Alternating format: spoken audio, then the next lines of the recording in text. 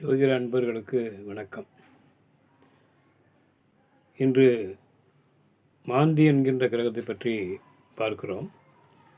மாந்தி இரண்டாம் வீட்டில், லக்னத்திற்கு இரண்டாம் வீட்டில், அதாவது தன குடும்ப வாக்குஸ்தானத்தில் இருந்தால் ஜாதகருக்கு தன வரவில் தாமதம் ஏற்படும்.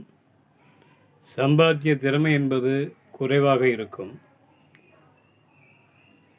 வாக்கிலேயே சனி என்பது போல அவர் சொல்வதெல்லாம் பலிக்கக்கூடிய ஒரு தன்மை இருக்கும். மாந்தி இரண்டாம் வீட்டில் இருக்கும் பொழுது அதற்கு நேர் வீடான 7ஆம் பார்வையாக நேர் வீடான 8ஆம் பாவத்தை பார்ப்பார். மாந்தி 8ஆம் பாவத்தை பார்க்கும் பொழுது திடீரென்று எதிர்பாராத விபத்துக்கள் ஏற்படுவதற்கும் வாய்ப்புகள் உண்டு. திருமண காலங்களில் திருமண தடை ஏற்பட்டு இல்லற வாழ்க்கை தாமதப்படும்.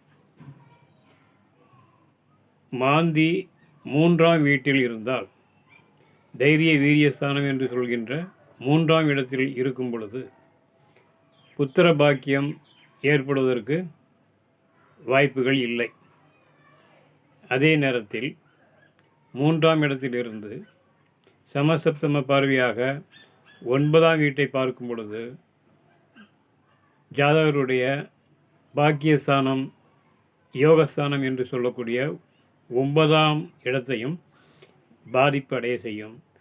ஜாதகருடைய தந்தையாருக்கு உடல்நிலை பாதிக்கப்படும். மாந்தி 4ஆம் இடத்தில் இருந்தால் ஜாதகருடைய சுகபோக வாழ்க்கை தடைபடும். ஜாதகருடைய தாய்க்கு உடல்நிலை பாதிக்கப்படும்.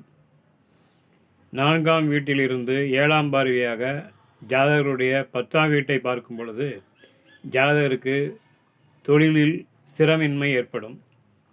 பல தொழில்கள் செய்வார். பல இடங்களில் மாறி மாறி வேலையை பார்ப்பார்.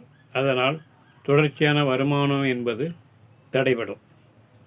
மாந்தி 5ஆம் வீடாகிய புத்திரஸ்தானம் என்று சொல்லக்கூடிய பூர்வ புண்ணிய ஸ்தானத்தில் இருந்தால், பூர்வ புண்ணிய ஸ்தானம் என்பது கர்மாக்களை குறிக்கும். போன ஜென்மத்தில் செய்த கர்மாக்களை கழிப்பதற்காக இந்த பிறவி எடுத்தவராக இருப்பார். புத்திர பாக்கியம் என்பது இல்லாமல் போகும். அப்படியே புத்திரன் செல்வங்கள் இருந்தாலும் அவர்களால் மன உளைச்சல், மனக்கவலை ஏற்படும்.